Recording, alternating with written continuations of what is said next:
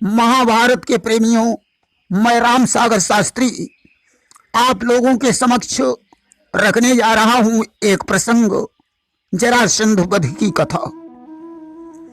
देखिए, राजा अजमेर की दो रानियां थीं, जिनमें एक रानी से बृहद्रथ नामक पुत्र पैदा हुआ, परंतु दूसरी रानी से कोई पुत्र नहीं हुआ।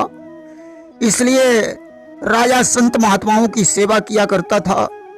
एक दिन किसी संत ने प्रसन्न होकर राजा को एक फल प्रदान किया और कहा, यह फल अपनी रानी को खिला देना, इससे रानी के द्वारा बलवान पुत्र का जन्म होगा। राजा ने वह फल ले जाकर बड़ी रानी को दे दिया, परंतु दोनों रानियों में सबतिया डाह नहीं था।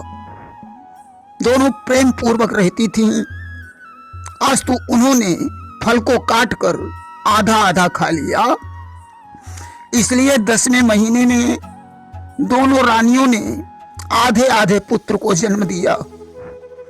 राजा अजमेर ने दोनों टुकड़े वन में फेंकवा दिए। ईश्वर की इच्छा से वहां जरा नाम की राक्षसी पहुंच गई। उसने दोनों टुकड़ों को आपस में जोड़ दिया। बालक जीवित हो गया। जरा ने उस बच्चे को उठा लिया और जाकर राजा अजमेर को दे दिया। अजमेर ने उसका नाम जरासंध रख दिया। आगे चलकर जरासंध मगध देश का राजा बना। उसकी दो पुत्रियां थीं, अस्थि और प्राप्ति, जिनका विवाह उग्रसेन के पुत्र कंस के साथ हुआ था। कंस जब भगवान कृष्ण के हाथों से मारा गया तो जरासंध की पुत्रियां रथ पर सवार होकर अपने पिता के पास पहुंची और उन्होंने रो रो कर कंस के मरने की कहानी सुनाई। जरासंध ने जब सुनी बहती खी गुप्तार, ठोकर मारी तख्त पर की सीधी तलवार। जरासंध ने सिंहासन में ठोकर मारी और हाथों में तलवार उठाई। उसने कहा, बेटियों, मैं बलराम और कृष्ण की गर्दन काटकर कंस का तर्पण करूंगा। आज उसने मंत्री को बुलाकर 23 अश्विनी सेना एकत्रित की और मथुरा पर चढ़ाई कर दी। जरासंध ने मथुरा में आतंक मचा दिया। जनता त्राही त्राही करने लगी। अब तो बलराम और कृष्ण रथ पर सवार होकर बाहर निकले। जरासंध ने कृष्ण से कहा, मुझे तुम्हारे जैसे बच्चों से युद्ध करने में लज्जा आती है, इसलिए चुपचाप यहां से निकल जाओ। कृष्ण ने कहा, अगर हिम्मत हो तो मेरा सामना करो। युद्ध भूमि में बातें बनाना कायर का काम होता है। अब तो सारी सेना रथ के पीछे दौड़ पड़ी। घमासान युद्ध होने लगा। कृष्ण और बलराम ने सारी सेना का विनाश कर दिया। बलराम जी ने जरासंध को बंदी बना लिया। कृष्ण ने कहा, दादा, इसे मारना उचित नहीं होगा। यह बार बार सेना जोड़कर लाएगा। हम सेना का संहार कर देंगे। इस तरह से दानवों का विनाश हो जाएगा। अब तो लाचार होकर जरासंध वापस लौटा। इस प्रकार उसने 17 आक्रमण किए। 18वां आक्रमण करने वाला था, तब तक नारद ने काल यवन को भड़का दिया। उसने 3 करोड़ म्लेच्छ सेना लेकर मथुरा को घेरने की तैयारी कर दी। अब तो रात ही रात में भगवान कृष्ण ने विश्वकर्मा के द्वारा समुद्र के अंदर 48 कोस लंबी चौड़ी द्वारिकापुरी का निर्माण करवाया और अपनी माया से सभी सोते हुए नगरवासियों को द्वारिका में पहुंचा दिया और काल यवन को मुचकुंद के पास ले गए, जहां मुचकुंद के द्वारा काल यवन भस्म हो गया। देखिए, अब जरासंध ने फिर 23 अश्विनी सेना लेकर मथुरा पर 18वां आक्रमण कर दिया, परंतु मथुरा में अब रही ही क्या गया था।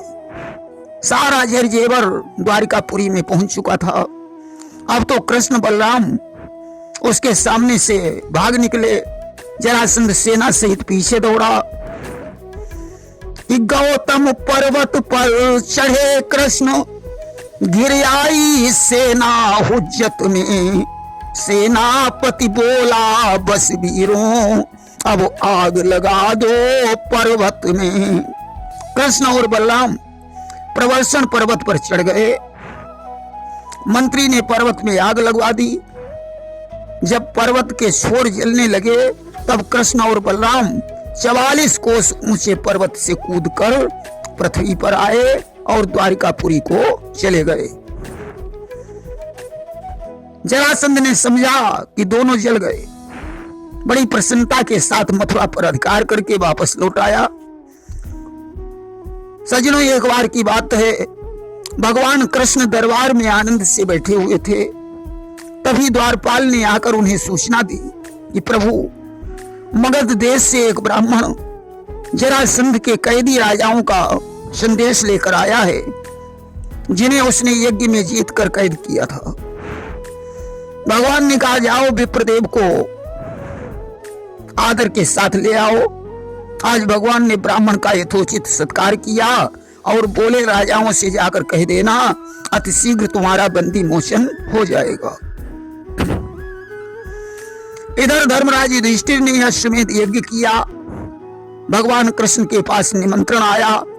अब प्रभु ने उद्धव से सलाह ली कि मुझे पहले अश्वमेध यज्ञ में जाना चाहिए या कैदी राजाओं के पास। उद्धव ने कहा, प्रभु, अश्वमेध यज्ञ में चलने से दोनों काम एक साथ सिद्ध हो जाएंगे। आज कृष्ण धर्मराज के यहाँ पहुंचे। धर्मराज ने कहा, कृष्ण, अब मुझे क्या करना चाहिए? भगवान ने कहा, चतुरंगिणी सेना सजाकर पहले दिग्विजय करनी चाहिए। धर्मराज ने सेना एकत्रित की। पूर्व की दिशा में अर्जुन को, उत्तर में भीम को, दक्षिण में नकुल को, पश्चिम में सहदेव को भेज दिया। तमामों घटनाओं का वर्णन है, परंतु संक्षेप में जरासंध अभी बाकी रह गया। अस्तु भीम और अर्जुन को लेकर साधु वेश में भगवान कृष्ण जरासंध के दरवाजे पर पहुंचे। द्वारपाल से कहा, जाकर मगधराज को सूचना कर दो कि दरवाजे पर 3 संत तुम्हारा इंतजार कर रहे हैं। कि ज्यों ही ड्योढ़ी बाण ने प्रभु का दिया संदेश, अगवानी को चल दिया त्यों ही मगध नरेश। अब तो ज्यों संतों का नाम सुना, जरासंध उनकी अगवानी के लिए चल पड़ा। बड़े प्रेम से उसने पग प्रक्षालन करके सिंहासन पर बैठाया, 16 प्रकार से पूजा की और पूछने लगा, प्रभु, हमारे लायक सेवा बताइए। कृष्ण ने कहा, राजन, आप बड़े दानवीर हैं, हम भी आपसे कुछ मांगना चाहते हैं, परंतु देने से पहले तुम्हें तिरवाचा करना पड़ेगा। जरासंध ने कहा, प्रभु, मैं त्रिभाषा करता हूं, जो आप मांगेंगे मैं वही दूंगा। कृष्णचंद्र कहने लगे, तो सुन मगध नरेश, हम कोई साधु नहीं, समझ न तू दुर्वेश। भगवान ने कहा, जरासंध, अब गौर से सुन, हम लोग कोई संत नहीं है, हम कृष्ण हैं, मेरे साथ में भीम और अर्जुन हैं, और यह वेश बना कर हम तीनों दिग्विजयी ध्वजा उठाए हैं।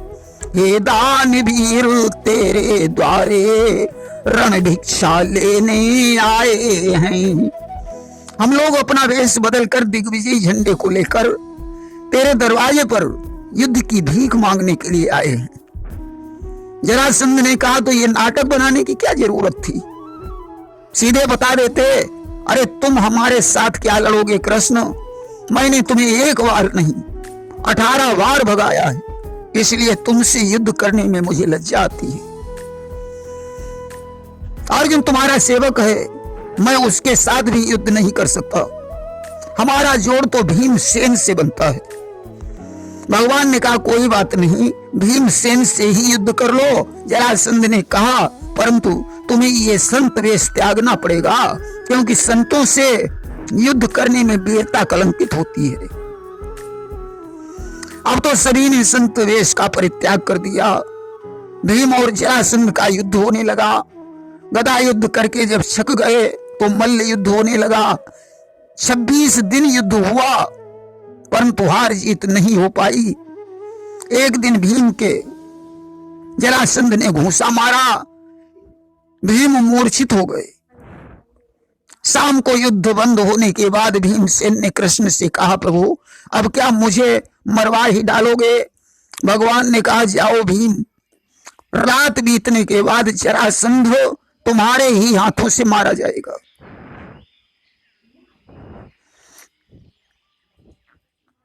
युद्ध में तुम जरासंध को उठाकर टांग लेना और मेरे सावास शब्द कहने पर उसे बीच से आधा आधा कर देना। अब तो सवेरा होते ही संग्राम छिड़ गया, हाथापाई होने लगी। भीमसेन ने आज जरासंध को टांग पकड़कर टांग लिया। भगवान ने कहा, सावास भीम। अब तो भीम ने जरासंध को जमीन पर पटक दिया और टांगे पकड़कर उसे आधा आधा चीर दिया कि भीम ने इशारा पाते ही टांग को पकड़ कर टांग लिया, दूसरी टांग पर टांग जमा दोनों हाथों से चीर दिया। आज जरासंध मारा गया। भगवान ने कैदी राजाओं को बंदी विमुक्त किया और उसके पुत्र सहदेव को राज्य दे दिया। इधर यथाविधि यज्ञ का कार्य होने लगा। यहीं पर दुर्योधन धर्मराज के सभा भवन में आया। सभा भवन का निर्माण मायावी मैदान में किया था, जहां जल के स्थान पर थल और थल के स्थान पर जल का भ्रम हो जाता था। दुर्योधन ने जहां जल भरा हुआ था उसे थल समझ लिया और पानी में गिर गया। उसकी शाही पोशाक खराब हो गई। द्रौपदी झरोखे से ये देखकर हंसी और उसने कहा कि दुनिया में विधाता के देखो कुछ अद्भुत धंधे होते हैं, द्रगवानों के द्रगवान यहाँ अंधों के अंधे होते हैं। उसने कहा, अंधों के अंधे ही पैदा होते हैं। दुर्योधन ये बात सुनकर जल भुन गया और उसी दिन से उसने मन में प्रतिज्ञा कर डाली कि रहेगा याद ये दिन जो न जीवन में भुलाऊंगा। देखना एक दिन कृष्णा तुझे मैं ही रुलाऊंगा। उसने कहा, द्रौपदी अगर तेरा ये हंसना मैंने न भुला दिया तो मेरा भी नाम दुर्योधन नहीं। धर्मराज ने कार्यों का बंटवारा किया। भीम को भोजन का काम, दुर्योधन को कोषाध्यक्ष का काम दिया गया, कर्ण को दान का, सहदेव को संत सेवा का, नकुल को दल लाने का, विदुर को स्वागत का कार्य दिया गया। कृष्ण ने पैर धोने और जूठी पतलें उठाने का कार्य लिया कि हृदय देख इस भांति से रखते हैं बेलाज, बारी बनवारी बने अपने जन के काज। अब सिंहासन पर बैठने का नंबर आया। धर्मराज ने कृष्ण को पहले सिंहासन पर बिठा दिया। अब तो चारों तरफ जय जयकार होने लगी। यहीं पर शिशुपाल भगवान को गाली गलौज करने लगा।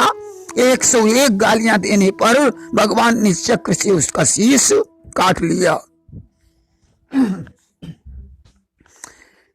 क्योंकि शिशुपाल का जब जन्म हुआ था तो इसकी 4 भुजाएं और 3 नेत्र थे। ज्योतिषियों ने उसे देखकर बताया था कि जिसके आगे इसकी 2 भुजाएं और तीसरा नेत्र गिर जाएगा वही इसे मारने में समर्थ होगा। एक दिन भगवान कृष्ण के सामने उसका तीसरा नेत्र और 2 भुजा टूट गई। उस समय महादेवी कृष्ण से कहने लगी कि मेरे पुत्र की मृत्यु आपके हाथों होगी, इसलिए आप दया रखेंगे। भगवान ने महादेवी को ये वचन दिया कि हे देवी, तेरे सुत के मैं 100 तक अपराध विसारूंगा। जब 100 से भी बढ़ जाएंगे तो बेबस होकर मारूंगा। मैं तुम्हारे पुत्र के 100 अपराध माफ कर दूंगा, इससे अधिक अपराध होने पर मुझे विवश होकर मारना पड़ेगा। आज अपने ही कर्मों से शिशुपाल मृत्यु को प्राप्त हो गया। दुर्योधन को बड़ा कष्ट हुआ। आखिरकार उसने द्यूत क्रीड़ा का जाल बिछाकर धर्मराज का सारा राजपाट ले लिया। द्रौपदी का शिरहरण हुआ और दूसरी बार द्यूत क्रीड़ा में पांडवों का 12 वर्ष का वनवास और 1 वर्ष का अज्ञातवास हो गया। प्रेम से बोलिए वृंदावन बिहारी लाल की जय।